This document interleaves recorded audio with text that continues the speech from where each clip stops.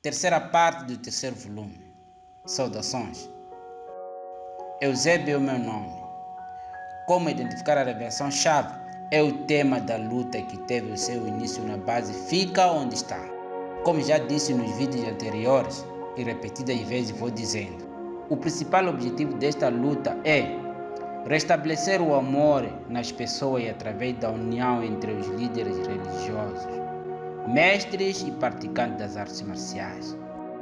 Nesta terceira parte do terceiro volume, pela mesma causa do tema citado, nos remetemos a uma série de questões que podem devolver a nossa identidade e também trazer a importância de autovalorização. Por fim, poderemos ter o caminho aberto para identificar a revelação-chave. Dando início à abordagem da nossa caminhada, tenho 7 questões retóricas. Primeiro, queremos saber qual é a importância de autovalorização.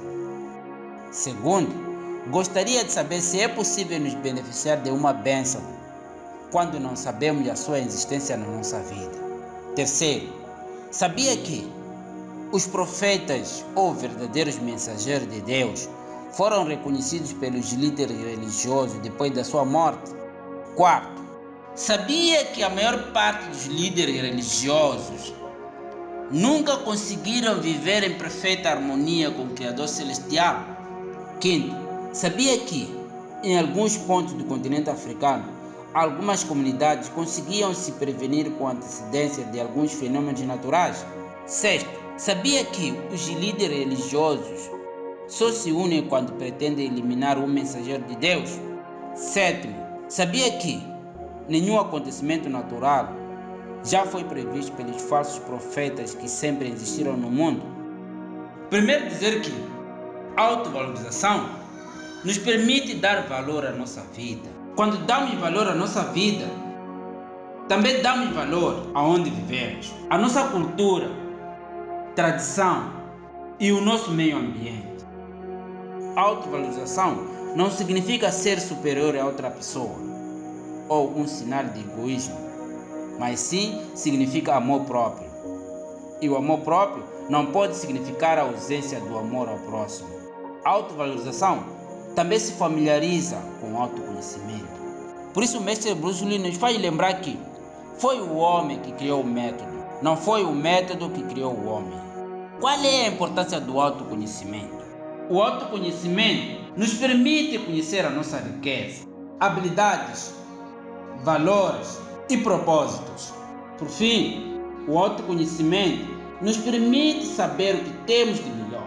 A ausência de autovalorização faz os líderes religiosos distanciar-se de Deus, porque Deus é amor, e a ausência do amor impossibilita a comunicação direta com o Criador Celestial. A autovalorização permite aos líderes saberem os planos futuros do Criador Celestial para a humanidade. Quando os líderes têm esse poder, facilmente podem preparar o povo para calamidades naturais que possam surgir. Isso pode acontecer quando os líderes viverem em harmonia com o povo e com o Criador Celestial. Os líderes devem ser humildes, porque Deus pode usar uma criança para trazer a solução dos problemas dos líderes, de modo a liderarem bem. Por isso está escrito em Filipenses capítulo 2, versículo 3 a 4. Nada façam por ambição, egoísmo ou por vaidade, mas humildemente considerem os outros superior a vocês. Versículo 4 diz, procurando não apenas vossos próprios interesses, mas também os interesses dos outros. A transgressão destes princípios impossibilita os líderes religiosos a identificarem a revelação-chave. Isso resulta em escuridão nos líderes religiosos. E é por isso que Jesus Cristo lavou os pés dos discípulos, demonstrando o verdadeiro exemplo da humildade. Em alguns pontos do nosso continente, as pessoas viviam em perfeita harmonia com o Criador Celestial, porque as pessoas se amavam, havia autovalorização e amor ao próximo. Isso era muito bom. O mestre Bruce Lee disse, se cada homem ajudasse o seu vizinho, nenhum homem ficaria sem ajuda. Mas o amor entre as pessoas se perdeu por falta de autovalorização. E a culpa é dos líderes religiosos. Toda a nossa riqueza se perdeu. No lugar de prestar serviços ao Criador Celestial, os líderes religiosos substituíram com desejos carnais e egoístas, separando as pessoas por suas fraquezas. Como prova, no cristianismo, os líderes tentaram matar Enoque, negaram de ajudar Noé a construir a arca.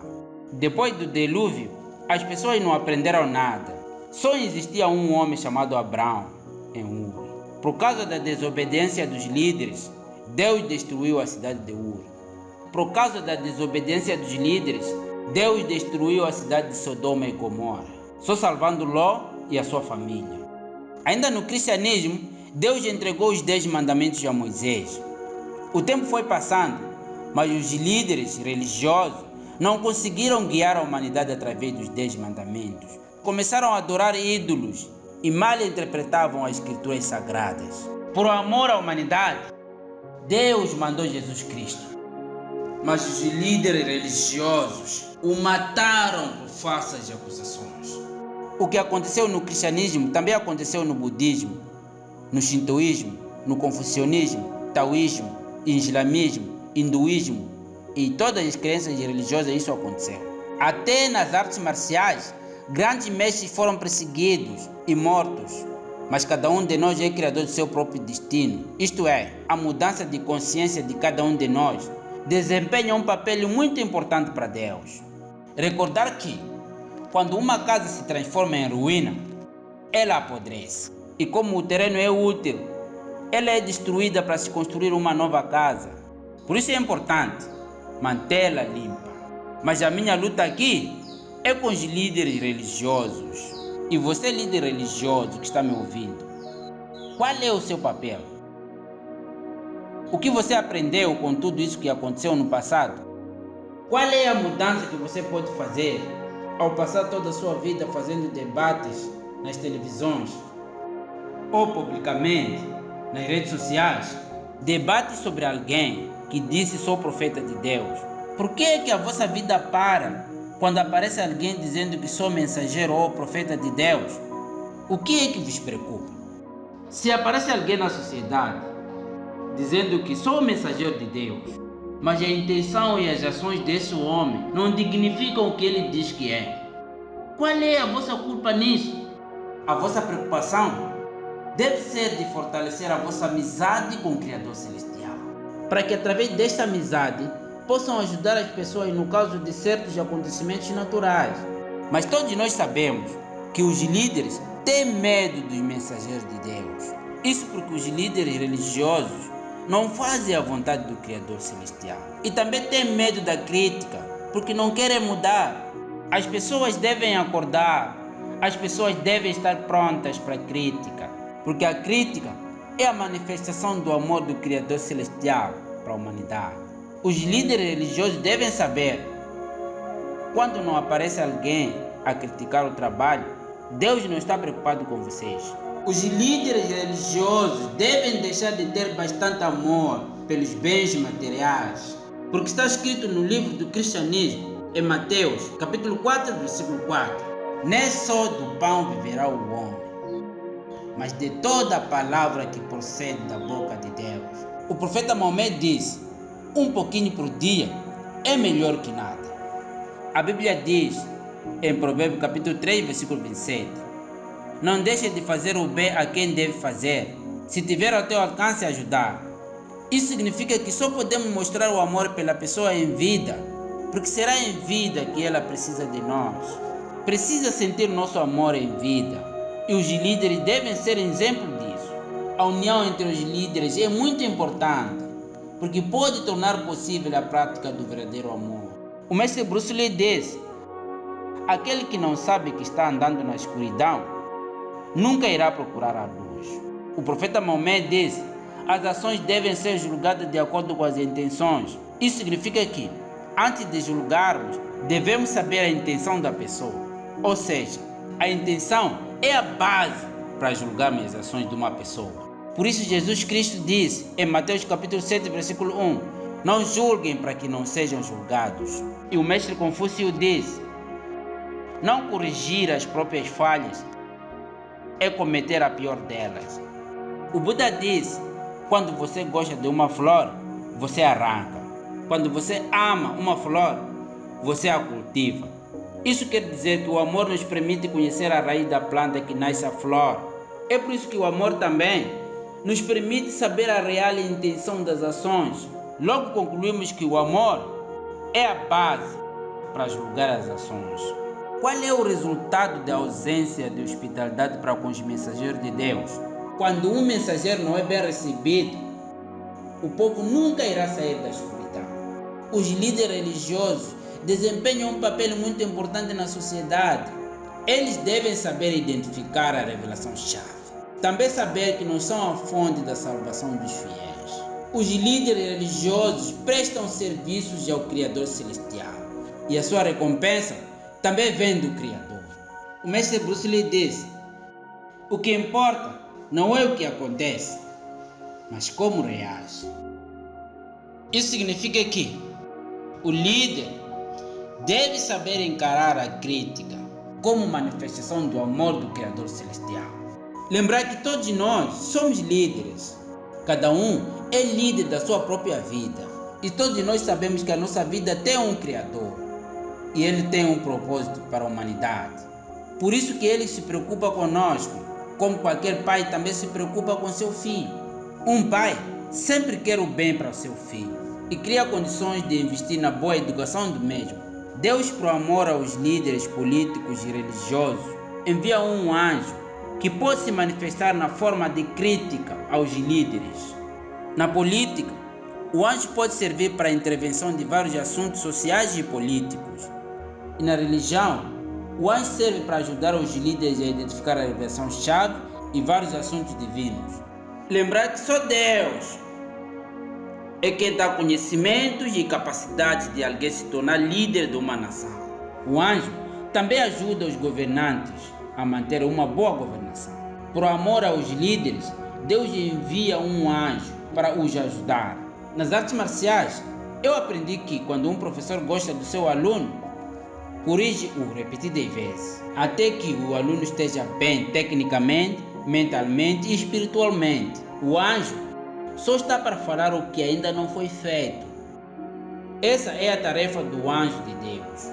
Existem milhares de anjos, mas cada um tem o seu trabalho.